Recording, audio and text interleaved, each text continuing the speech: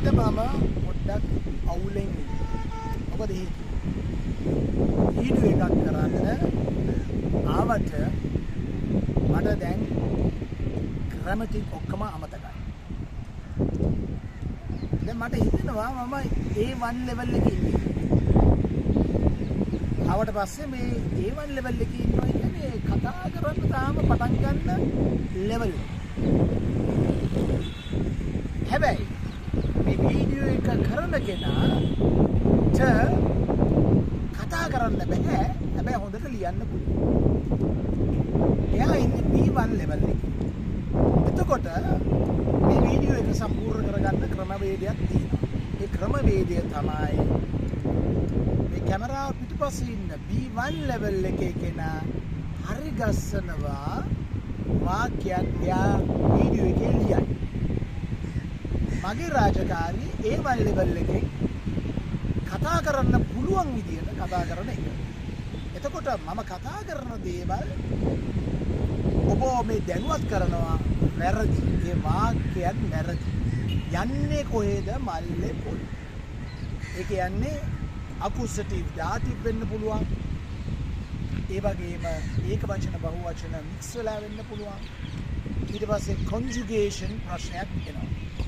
මෙන්න මේ ගැන තමයි අද වීඩියෝ එකෙන් කතා කරන්නේ. අමුතු වීඩියෝ එකක්, අලුත් වීඩියෝ එකක්. එහෙනම් හොඳට සවන් දෙන්න. දැන් අපි කතා කරා කොන්ජුගේෂන් සම්බන්ධව. ඒ කොන්ජුගේෂන් සම්බන්ධව දැන් ඔළුවට ගන්න අර චාට්. දැන් බලන්න මම කතා කරන්නේ මොනවාද කියලා. දැන් මට ඕනේ A1 level එකේ ඉඳලා කතා කරනකොට ඒ කතා කරන level එක A1 එහෙම කතා කරා. ඒ කියන්නේ A1 level එකේ ඉන්නකොට කතා කරන විදිය තමයි මම මේ ඔයගලන්ට කියලා දෙන්නේ. එතකොට A1 level එකේ ඉඳලා කතා කරන ක්‍රමය මම ඉස්සෙල්ලා සිංහලෙන් තමයි මම මේ හිතන්නේ. ඉස්සෙල්ලා මම සිංහලෙන් හිතන දේ තමයි ජර්මන් වලින් කියන්නේ. හොඳට අහගන්න. B1 එකෙන් සබ්ස්ක්‍රයිබ්ස් කරන්න. ඒ කියන්නේ ලියන්න. එතකොට ඕගොල්ලෝ බලා ගන්න මම කියන එක ඒකේ ලියන එක ඒකේ වෙනස. හරි. එතකොට ලියන එක තමයි හරි. පැහැදිලිද? Okay. Let's go. So, jetzt geht's los. දැන් මම කියන්න ඕනේ මෙහෙම. මම එනවා. සරල වාක්‍ය ටිකක් ගමු. මම එනවා. Du kommen. මම ගියා. Sie ging. මම කෑවා. Du essen. මම වැඩ කරා. දැන් මේ ටික මට කියන්න ඕන. ඔබ තමයි දැන් මේක ඉගෙන ගන්න. ඔබ තමයි මේක කරෙක්ෂන් කරගන්න. මම කෑවා කියලා නේ කිව්වේ. මම දැන් වැඩ කරනවා present tense. Wir Arbeit. ඔබට මුදල් තියෙනවද? Du Geld. ඔබ ලංකාවෙන්ද? Du kommen Lanka. මට කියන්න ඕනේ මම කනවා කියලා. Ich esse. මට කියන්න ඕනේ මම කෑවා කියලා. Ich wollen essen. මට කියන්න ඕනේ මම රෙදි හොදනවා කියලා. Ich waschen. මට දැන් කියන්න ඕනේ මම ඉව්වා කියලා. Ich koche.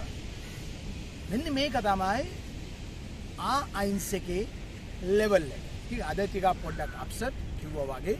ඉතින් ඕගොල්ලෝ කලබල වෙන්න එපා. දැන් ඕගොල්ලෝ රත් වෙලා අඩි හප්පලා දැන් අර ලියන එක තමයි ඕගොල්ලෝ කොන්සන්ට්‍රේෂන් කරන්නේ. ඕකේ. මම කැමති තව කෙනෙක්ට කියන්න මම ඔයාට ආදරෙයි කියලා. ඒක මම කියන්නේ මම මේ අද දන්න ලෙවල් එකෙන් ich lieben. ඔබට කොහොමද කියලා මම අහන්න. ඒක මම ලීබනි කියලා ඉවර වෙලා මම අහනවා ඔබට කොහොමද කියලා. Do good.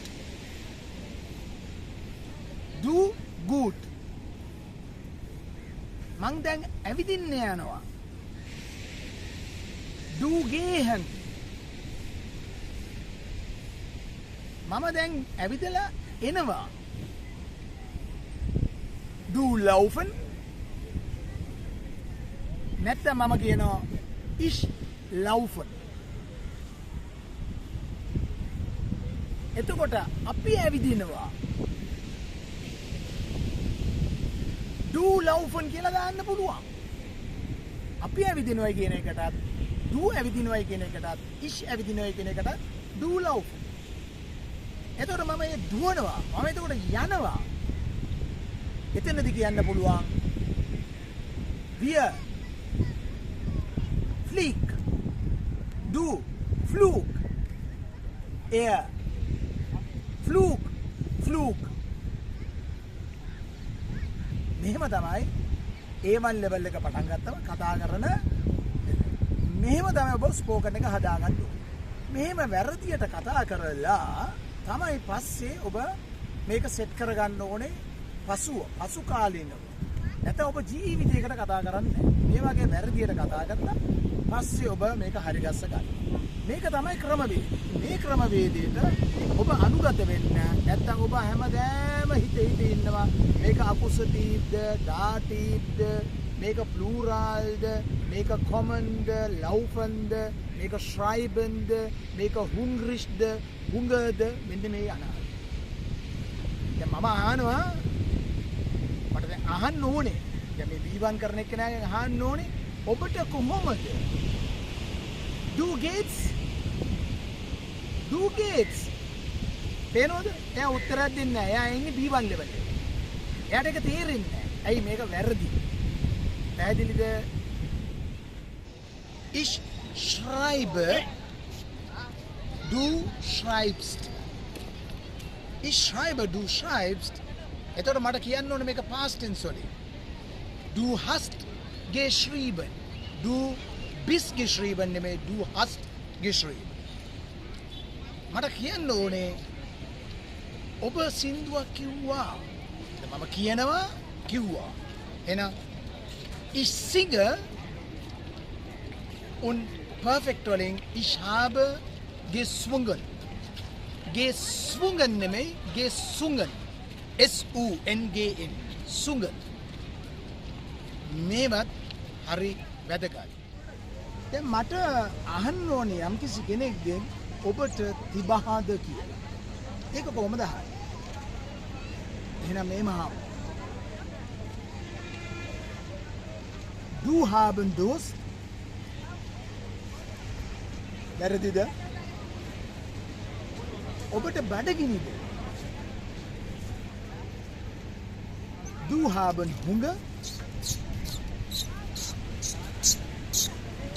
ඔබට තව මාළු කෑල්ලක් දාන්නද? Du මාළු ඕනේද? එතන ඒක හරියන්නේ නැහැ. ඒක නිකන් ලිස්සලා ආවා. එහෙනම් අහන්න ඕනේ කොහොමද?